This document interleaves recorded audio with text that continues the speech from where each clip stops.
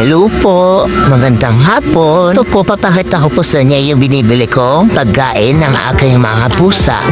4 na po pala sila, kaya medyo marami-rami na po ang ating pakain sa kanila. So ngayon po, naisipan ko pong i-video ito para ipakita po sa inyo kung ano po yung napakain kong makaka-less ng gastos at makakabusog pa sa kanila.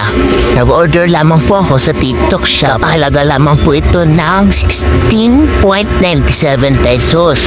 In order ko na po is nasa 16 pieces. So, binayaran ko lang po is 291.52.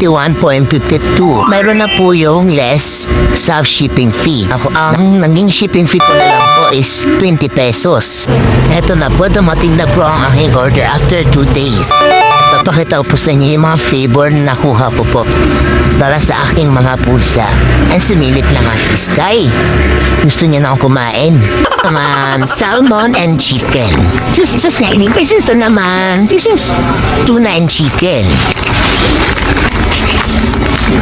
Ito naman, salmon lang.